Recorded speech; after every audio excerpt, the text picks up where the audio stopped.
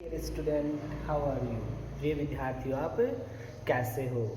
Today I will discuss about the chapter 11 whose name is work energy and power की जो आपका 11th chapter है 10th class का, जिसका नेम है आपका वर्क एनर्जी एंड पावर की। वर्क क्या होता है, एनर्जी कैसे जनरेट की जाती है, कैसे एक फॉर्म से दूसरे फॉर्म के अंदर ट्रांसफ़र की जाती है, और पावर आपकी क्या होती है, इन सब चीज़ों के बारे में हम क्या करते हैं इस चैप्टर नंबर 11 के अंदर यहाँ पढ़ने की कोशिश करते हैं। Now we will discuss about the at the first what is work. First topic है आपका व्हाट इज वर्क। कि वर्क किसे कहते हैं, कि वर्क क्या होता है, जब भी किसी चीज़ पर क्या किया जाता है, एक्सटर्नल फोर्स अप्लीकेबल किया जाता है जिसके माध्यम से वो ऑब्जेक्ट क्या होती है अपनी इनिशियल पोजीशन से थोड़ा सा डिस्प्लेस हो जाती है। इट मीन्स जहाँ पर वो इनिशियल पोजीशन के ऊपर रखी हुई है वहाँ से दूसरी ऑब्जेक्ट अनदर पोजीशन पर शिफ्ट हो जाती है। तो जब भी कहने का अर्थ है, जब भी कोई बाह्य एक्सटर्नल फोर्स किसी चीज़ पर अप्लीकेबल किया जाता है तो वो ऑब्जेक्ट की पोजीशन के अंदर चेंजमेंट आ जाता है। यही आपका क्या कहलाता है, वर्क कहलाता है। तो एग्जाम्पल फॉर यदि हम देखना चाहें आपका किसी भी एक डायग्राम की हेल्प से, तो क्या होगा, आपका मान लेते हैं आपकी कोई भी ऑब्जेक्ट है। Let's suppose the object is a object है आपकी कोई भी। अब इस ए ऑब्जेक्ट पर क्या करते हैं हम, any type of forces is applied, कि हम क्या करते हैं कि आपकी ऑब्जेक्ट ए पर मैंने क्या किया है, स्मॉल क्वांटिटी का फोर्स अप्लीकेबल कर दिया। तो इट मीन्स कहने का अर्थ है कि ये ऑब्जेक्ट क्या होगी अपनी इनिशियल पोजीशन से कहाँ इसकी पोजीशन के अंदर चेंजमेंट हो जाता है। इट मीन्स फाइनल पोजीशन यहाँ पर पहुँच जाती है। तो इस प्रकार से यदि ऑब्जेक्ट की जो पोजीशन है उसके अंदर चेंजमेंट आएगा तो इट मीन्स कहने का अर्थ है कि आपकी जो ये ऑब्जेक्ट है इसके द्वारा कुछ ना कुछ डिस्प्लेसमेंट किया जाता है, कि इसकी पोजीशन के अंदर कुछ ना कुछ चेंजमेंट आता है। अब डिस्प्लेसमेंट होता है उसको एस से डिनोट किया जाता है। इट मीन्स फोर्स है, फोर्स लगा है तो जो ऑब्जेक्ट है उसकी क्वांटिटी या उसकी पोजीशन के अंदर क्या होगा, आपका चेंजमेंट आना शुरू हो जाता है। इट मीन्स डिस्प्लेस हो जाती है वो। तो वर्क क्या कहता है आपका, कि डेफिनेशन कहें तो वर्क की definition of work, definition of work, mainly definition क्या होती है आपकी वर्क की, to change the position, to change the position, to change the position, it means किसकी position, of a rest body। आपकी कोई भी जो ऑब्जेक्ट है रेस्ट, उसके अंदर क्या है, उसकी पोजीशन के अंदर चेंजमेंट लाना चाहते हैं, या बोल सकते हो और velocity of a moving, velocity of a moving body or object by applying the force। It means कहने का अर्थ है कि जब भी किसी ऑब्जेक्ट की पोजीशन के अंदर यदि हमें चेंजमेंट लाना है तो क्या करना पड़ता है, हमें उस ऑब्जेक्ट के ऊपर कुछ ना कुछ आपका फोर्स अप्लीकेबल किया जाता है। Is known as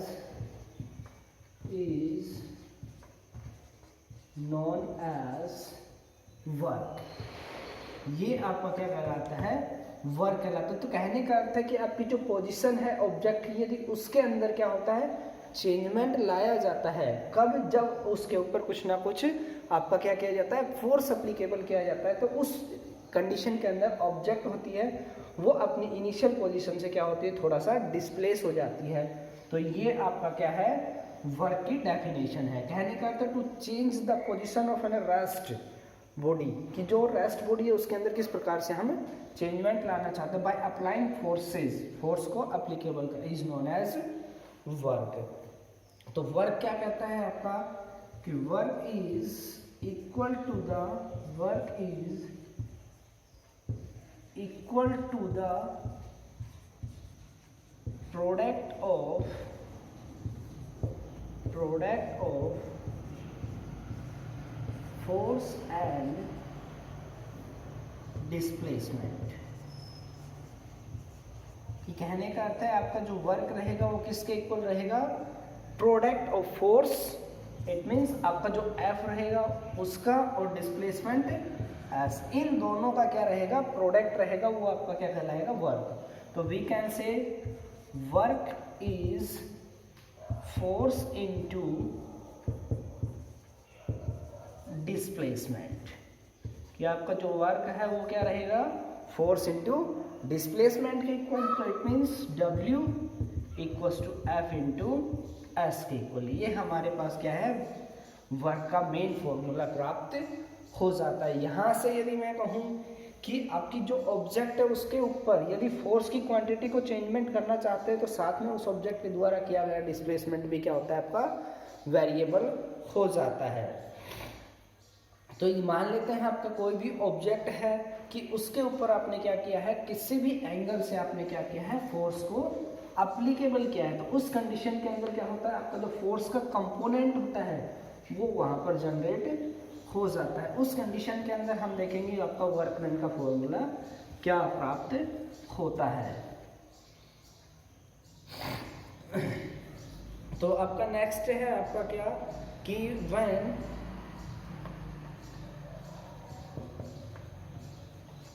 force is applied on any object, कि जब हम क्या कर रहे हैं, किसी भी ऑब्जेक्ट पर फोर्स अप्लीकेबल कर रहे हैं, एंड मेक द एंगल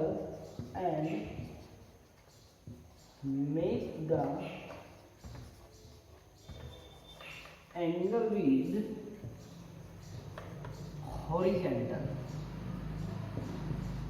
क्या कर रहा है आपका, हॉरिजेंटल के साथ कुछ ना कुछ एंगल जनरेट कर रहा है, और एंगल क्या है आपका, थीटा।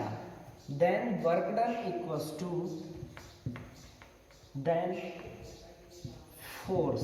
सबसे पहले हम देखेंगे आपका क्या है, फोर्स कितना है। मान लेते हैं ये आपकी ऑब्जेक्ट है कोई भी, ये आपकी ऑब्जेक्ट है A, इस पर क्या कर रहे हैं हम कि आपका जो फोर्स है वो अप्लीकेबल कर दिया F। फोर्स कितना है आपका, F के इक्वल, और जो ये है ये क्या कर रहा है, सरफेस के साथ हॉरिजॉन्टल के साथ थीटा एंगल को जनरेट कर रहा है। तो वहाँ से हम क्या कह सकते हैं, आपका फोर्स किसके इक्वल रहेगा, कंपोनेंट ऑफ फोर्स। तो इट मीन्स कह सकते हो कि force component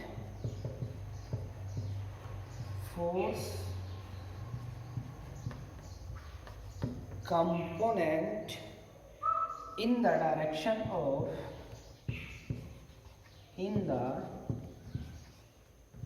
direction of displacement, कि जो हमारी ऑब्जेक्ट है उसके द्वारा कितना आपका डिस्प्लेसमेंट हुआ है। तो फोर्स का कंपोनेंट, इट मीन्स हम यहाँ से एंगल देखें तो इसका जो एंगल रहता है वो क्या होगा, दो भागों के कंपोनेंट के अंदर डिवाइड हो जाता है। तो वहाँ से आपको जो इस साइड के अंदर कंपोनेंट आ जाएगा हॉरिजॉन्टल के अंदर, तो वो कितना प्राप्त होगा हमारे पास, F cos थीटा। और इसकी यदि परपेंडिकुलर की बात करूँ तो यहाँ से हमारे पास क्या प्राप्त होता है, F sin थीटा। यदि sin थीटा हमारे पास कंपोनेंट नहीं लिया जाता, सिर्फ ओनली हमारे पास क्या करते हैं, ओनली cos थीटा यहाँ यूज़ किया जाता है। और ये कंपोनेंट का जो डिवाइडेशन है वो हम कहाँ पढ़ेंगे, 11th क्लास के अंदर आके डिस्कस करेंगे। तो यहाँ से आपका फोर्स का कंपोनेंट कितना रहेगा हमारे पास, इक्वल्स टू F cos थीटा। तो यहाँ से यदि हम वर्क डन की वैल्यू निकालना चाहें तो वर्क डन W बराबर component of force into multiply by displacement. It means W बराबर F cos थीटा इंटू में S, ये कंपोनेंट आ गया। यदि हम यहाँ से इसको कन्वर्ट करना चाहें तो W बराबर कितना हो जाएगा, F एस कॉस थीटा। यदि हम कोस थीटा को यहाँ से हटाना चाहें तो वो किसके अंदर कन्वर्ट हो जाएगा, हमारे पास डॉट प्रोडक्ट के अंदर। हम जानते हैं कि जो कोस थीटा होता है वो डॉट के अंदर, जबकि क्रॉस होता है वो आपका किसके अंदर कन्वर्ट हो जाता है, साइन थीटा के अंदर कन्वर्ट हो जाता है। तो वहाँ से W बराबर कितना हमारे पास प्राप्त होता है, एफ डॉट एस, ये हमारे पास प्राप्त हो जाता है। जो यहाँ आपका वर्क है वो एज ए क्या है, स्केलर क्वांटिटी है कि work is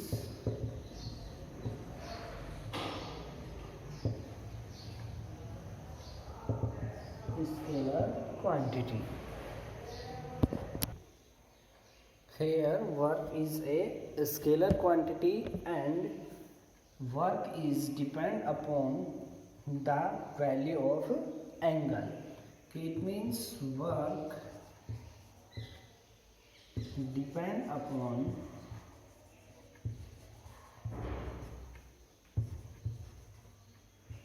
the angle of theta, कि जो हमारे पास एंगल रहता है उसके ऊपर क्या करता है, आपका वर्क निर्भर करता है। कि आपकी जो वर्क होती है उसको तीन प्रकार से भी डिफाइन किया जा सकता है, या इसकी जो वैल्यू होती है वो, कि जो वर्क की वैल्यू होती है वो एंगल के ऊपर निर्भर करती है। आपकी जो वर्क होता है वो आपका क्या हो सकता है, work will be positive, negative and zero. कि आपका जो वर्क है उसकी वैल्यू आपकी पॉजिटिव भी हो सकती है, नेगेटिव भी हो सकती है और आपकी ज़ीरो भी हो सकती है। ये डिपेंड किस पे करता है, आपकी जो एंगल होता है उसके ऊपर निर्भर करता है। कि एंगल आपका किस प्रकार से निर्भर करता है वो करने की कोशिश करते। तो हमारे पास जो एंगल रहेगा वो आपका तीन प्रकार से हम एंगल को डिफाइन करके वर्क की जो आपकी क्वांटिटी होती है वो आपको किस प्रकार से पॉजिटिव प्राप्त होती है और हमारे किस प्रकार से नेगेटिव प्राप्त होती है, इनके बारे में हम पढ़ने की कोशिश करते हैं। फर्स्ट केस आता है हमारे पास वर्क की वैल्यू कब आपकी पॉजिटिव कैसे प्राप्त होती है। कि इट मीन्स कह रहा है कि हमारे पास कोई भी मान लेते हैं, हमारे पास एक ऑब्जेक्ट है, हमारे पास ये फर्स्ट है ए ऑब्जेक्ट। इस पर क्या किया है, हमने किसी भी एक डायरेक्शन के अंदर फॉरवर्ड डायरेक्शन में हमने क्या कर दिया है, फोर्स को अप्लीकेबल कर दिया। अब फोर्स अप्लीकेबल हो गया तो इट मीन्स कहने का अर्थ है कि आपकी जो फोर्स है वो फॉरवर्ड डायरेक्शन के अंदर अप्लीकेबल हो रहा है। तो इट मीन्स जो आपकी ऑब्जेक्ट रहेगी वो भी किधर, फॉरवर्ड डायरेक्शन के अंदर ही क्या होती है, आपकी डिस्प्लेस हो जाती है। इट मीन्स ऑब्जेक्ट का जो मूवेशन है वो भी आपका किधर रहेगा, फॉरवर्ड डायरेक्शन के अंदर ही। अब फॉरवर्ड डायरेक्शन के अंदर रहेगा तो फोर्स और डिस्प्लेसमेंट सेम डायरेक्शन के अंदर, तो where the angle will be zero, we can say that when force and displacement of object is in same direction। कि जो आपकी ऑब्जेक्ट है और आपकी जो फोर्स है उनकी मूवेशन क्या है, एक ही डायरेक्शन के अंदर मूव कर रही है, वो आपकी क्या है, फॉरवर्ड डायरेक्शन के अंदर। Then angle between force and displacement, कि आपका जो एंगल रहेगा वो फोर्स एंड डिस्प्लेसमेंट के बीच में कितना रहता है, will be zero, will be zero. कि हमारे पास जो ऑब्जेक्ट रहेगी उसके अंदर आपका फोर्स यदि और डिस्प्लेसमेंट सेम डायरेक्शन के अंदर हो जाते हैं तो वहाँ से आपका जो एंगल होता है वो कितना, जीरो प्राप्त होता है। देन वर्क डन की डेफिनेशन से क्या रहेगा, वर्क बराबर फोर्स इनटू में एफ एस कोस थीटा। अब cos theta, theta it means zero, when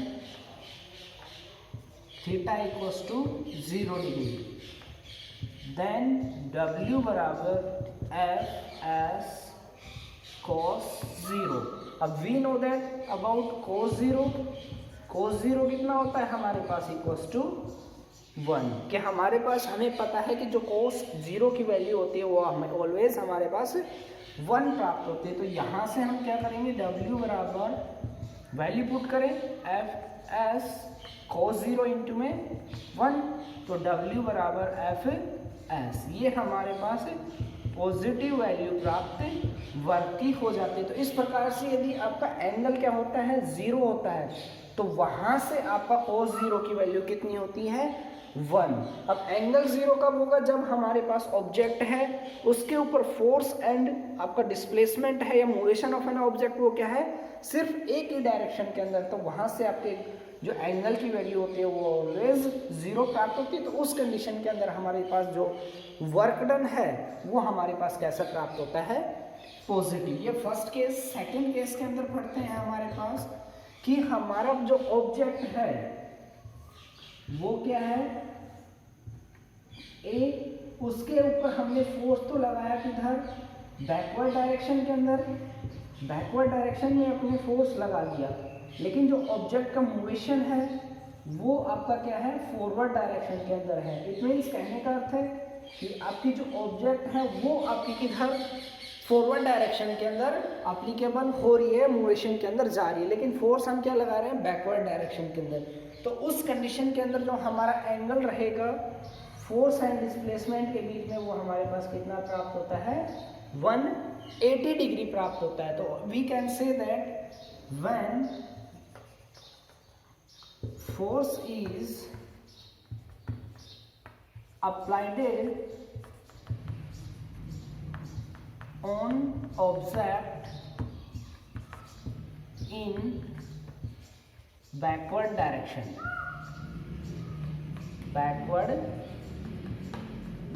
कि हमारे पास कहने का अर्थ है कि जो आपका फोर्स है वो किधर, बैकवर्ड डायरेक्शन के अंदर मूव हो रहा है, then object will be move in forward direction,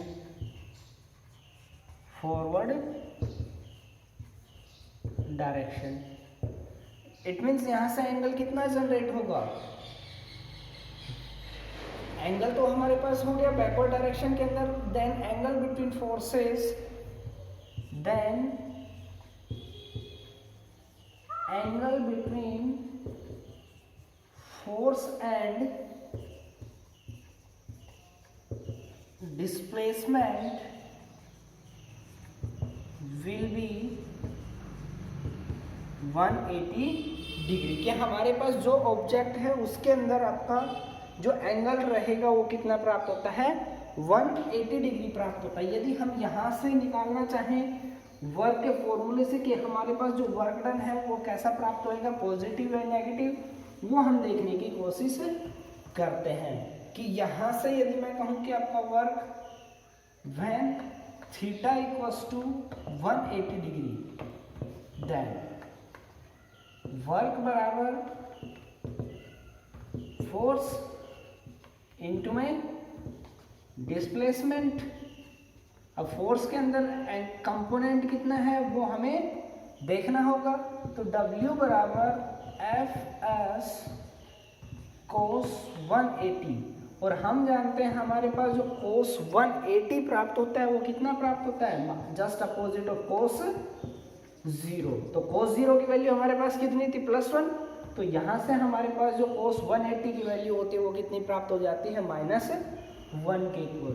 तो W बराबर इट मीन्स एफ एस इंटू में -1, तो W बराबर हमारे पास माइनस ऑफ एफ एस। इट मीन्स कहने का अर्थ है कि हमारे पास जो ये वैल्यू प्राप्त होगी वर्क डन की, वो कैसी प्राप्त होती है, always as a negative value प्राप्त होती है। यदि थर्ड केसेस के अंदर लगाना चाहे तो वहाँ पर आपका जो फोर्स है वो ऑब्जेक्ट क्या होता है, ऑलवेज परपेंडिकुलर जनरेट किया जाता है, लेकिन जो ऑब्जेक्ट होती है उसके अंदर मोशन किस प्रकार से देखने की कोशिश करते हैं। केस नंबर 3 है हमारा, व्हेन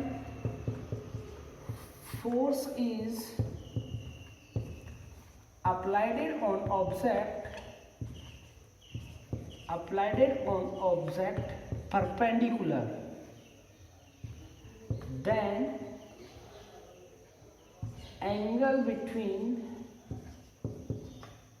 force and displacement, कि जो हमारे पास ऑब्जेक्ट है उसके अंदर डिस्प्लेसमेंट कितना आता है। इट मीन्स परपेंडिकुलर है, तो इट मीन्स कहने का अर्थ है कि हमारे पास ये ऑब्जेक्ट हो गई कोई भी एक, इसके ऊपर हम क्या कर रहे हैं, परपेंडिकुलर डायरेक्शन के अंदर फोर्स लगा दे, लेकिन जो ऑब्जेक्ट है वो आपकी इस प्रकार से जनरेट हो, तो यहाँ पर जो एंगल रहेगा वो हमारे पास कितना प्राप्त हो जाता है, 90 डिग्री। तो W बराबर, या बोल सकते हो आपका theta equals to 90 degree, then work बराबर W equals to F S cos 90, और we know that equals to cos 90 equals to always 0, कि हम जानते हैं कि हमारे पास जो कोस 90 होता है उसकी वैल्यू ऑलवेज कितनी होती है, 0 के इक्वल। यहाँ पुट करेंगे हमारे पास, तो W बराबर कितना हो जाएगा, एफ एस इंटू में 0। जब किसी भी क्वांटिटी को किसी अनोदर क्वांटिटी से क्या किया जाता है, 0 को मल्टीप्लाई किया जाता है, तो वहाँ पर ऑलवेज हमारे पास 0 ही प्राप्त होता है, कि जो हमारे पास यहाँ वर्क रहेगा उसकी क्या होती है, ऑलवेज 0 आपकी वैल्यू प्राप्त हो जाती है। ये हमारे पास 30 केस थे। फर्स्ट केस के अंदर हमने पढ़ा था कि हमारा जो वर्क डन होता है वो आपका पॉजिटिव का प्राप्त होता है जब आपका एंगल कितना होता है, 0 डिग्री। तो वहां से W बराबर क्या था हमारे पास, एफ एस के इक्वल। तो सेकंड केस के अंदर हमने पढ़ा था कि हमारे पास जो एंगल रहेगा वो कितना होता है, 180 डिग्री। तो वहां से हमारे पास वर्क डन कैसा, नेगेटिव प्राप्त होता है। थर्ड केस के अंदर हमने पढ़ा था कि हमारे पास जो एंगल रहेगा वो कितना, 90 डिग्री। तो वहां से आपका वर्क डन क्या होता है, ऑलवेज 0 प्राप्त होता है। ये तीनों कंडीशन के अंदर हमें देखना पड़ता है कि आपका ऑब्जेक्ट है वो फोर्सेस के ऊपर, आपकी ऑब्जेक्ट पर फोर्स किस प्रकार से एंगल को जनरेट करता है। यदि हमें देखने वाली बात है कि यदि हम कहें कि कोई भी ऑब्जेक्ट है, जब उसको क्या किया जाता है, फ्री फॉल कुछ हाइट से नीचे ड्रॉप किया जाता है, तो उस कंडीशन के अंदर उस ऑब्जेक्ट पर कितना आपका फोर्स एप्लीकेबल होता है। तो वहाँ देखेंगे कि हमारे पास, सपोज करते हैं कि ये हमारे पास कोई भी हाइट h पर क्या है, एक ऑब्जेक्ट रखी हुई है h हाइट पर, जिसका मास कितना है हमारे पास, m के इक्वल। अब जब भी किसी ऑब्जेक्ट को आप क्या करते हो, कुछ हाइट से ऊपर नीचे गिराते हो, तो क्या होता है कि उस ऑब्जेक्ट पर आपका ग्रेविटेशनल फोर्स एप्लीकेबल हो जाता है। तो उस कंडीशन के अंदर क्या होगा, हमारे पास जो वर्क डन रहेगा उसकी वैल्यू क्या प्राप्त होती है, W बराबर mass of object multiply by height into में मल्टीप्लाई बाय ग्रेविटेशनल फोर्स या फोर्स ऑफ ग्रेविटी। तो उस कंडीशन के अंदर हमारे वर्क डन क्या होगा, mg h के इक्वल। ये हमारे पास क्या होता है, ग्रेविटेशनल फोर्स के अंदर वैल्यू प्राप्त हो जाती है। कहने का अर्थ है, if an object having mass equals to m is falling from the height of h and the force of gravity is applicable equals to z, then the work done by an object equals to W बराबर mg h के equal प्राप्त होता है। यदि हम यहाँ से unit निकालना चाहें, unit of work, next heading है आपकी unit of work. Unit of work को कैसे कैलकुलेट किया जाता है, फॉर्मूला से देख लो। आपके पास फॉर्मूला क्या है, वर्क डन बराबर फोर्स मल्टीप्लाई बाय डिस्प्लेसमेंट। अब यदि किसी ऑब्जेक्ट के ऊपर फोर्स एप्लीकेबल है तो इट मीन्स उसकी ऑब्जेक्ट के द्वारा कुछ ना कुछ क्या होगा, वर्क डन होगा। तो वर्क डन बराबर क्या होगा आपका, फोर्स F इंटू में S। हम जानते हैं जो आपका फोर्स होता है उसकी यूनिट क्या होती है, न्यूटन। इट मीन्स फोर्स की जो यूनिट रहेगी आपकी, फोर्स इक्वल्स टू न्यूटन, और डिस्प्लेसमेंट, इट मीन्स डिस्प्लेसमेंट की जो यूनिट रहेगी वो हमारे पास कितनी प्राप्त होती है, मीटर के इक्वल। तो यहाँ ये दोनों क्वांटिटी यहाँ यूज करो आप। तो यहाँ यूज करने के बाद क्या होगा, हमारे पास जो आपकी वर्क की यूनिट निकल के आएगी वो क्या होगी, W बराबर न्यूटन इंटू में मीटर। Newton into metre. तो यहाँ से W बराबर कितना हो जाता है, जब इन दोनों का SI यूनिट के अंदर कन्वर्ट करते हैं तो वहाँ हमसे हमारे पास वर्क की यूनिट कितनी प्राप्त होती है, जूल के इक्वल प्राप्त हो जाती है। यदि यहाँ कहें कि किसी भी ऑब्जेक्ट के ऊपर किया गया आपका वर्क डन है वो कितना है 1 न्यूटन एंड ऑब्जेक्ट के द्वारा डिस्प्लेसमेंट कितना है 1 मीटर, तो वहां से आपकी वर्क की यूनिट कितनी प्राप्त होगी 1 जूल के इक्वल। इट मीन्स कहने का अर्थ है कि हमारे पास ये कोई भी ऑब्जेक्ट है ए जिस पर हमने क्या किया है फोर्स की वैल्यू वो कितना 1 न्यूटन के अंदर अप्लीकेबल कर दिया। अप्लीकेबल करने के बाद यहाँ पर हमारे ऑब्जेक्ट के द्वारा किया गया जो डिस्प्लेसमेंट है वो भी कितना है हमारे पास 1 मीटर के इक्वल। तो if force is applied on any object 1 Newton and displacement by object is 1 meter, then value of work will be obtained is always 1 joule.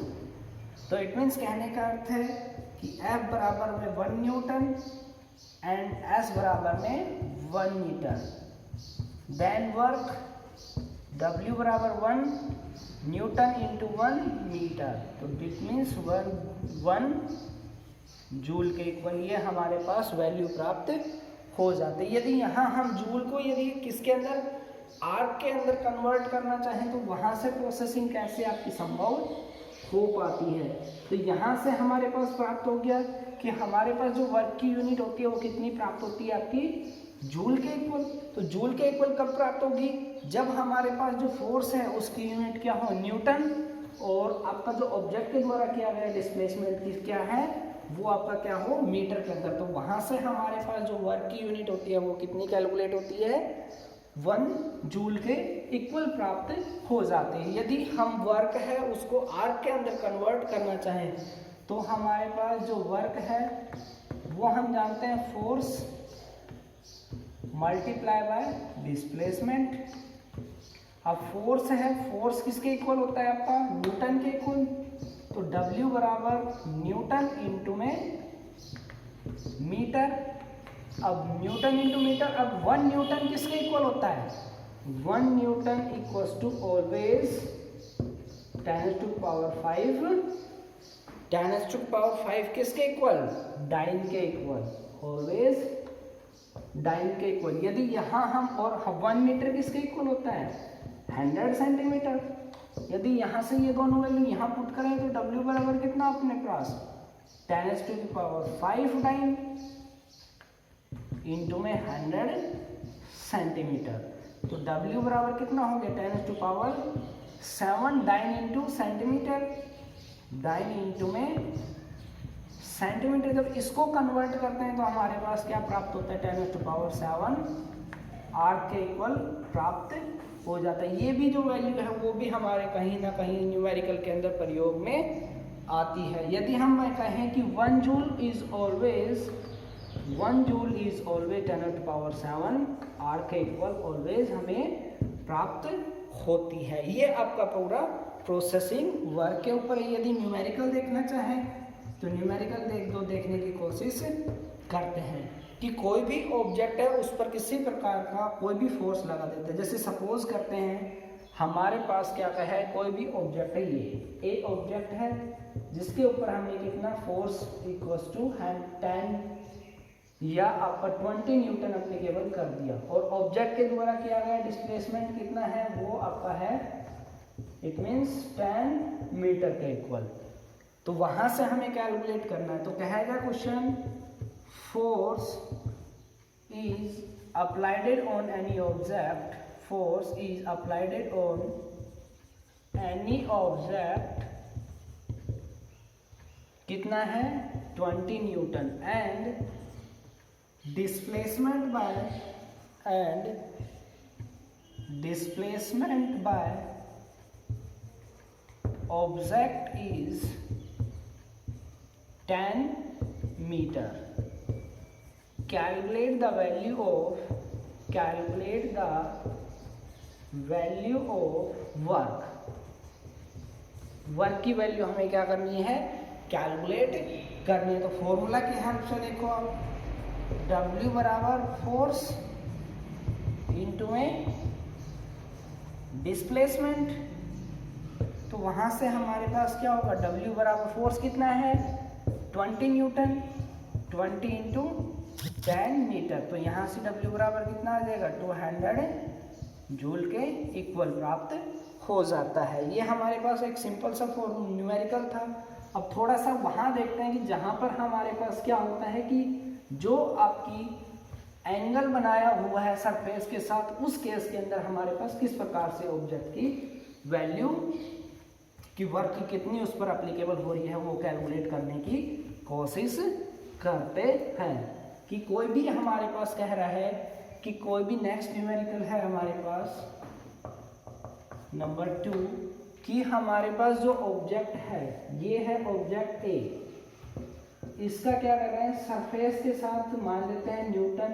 कितना आपका क्या किया हुआ है कि आपका जो फोर्स है उसकी क्वांटिटी कितनी दी हुई है 5 न्यूटन के इक्वल, और सरफेस के साथ जो एंगल है वो कितना जनरेट कर रहा है 30 डिग्री.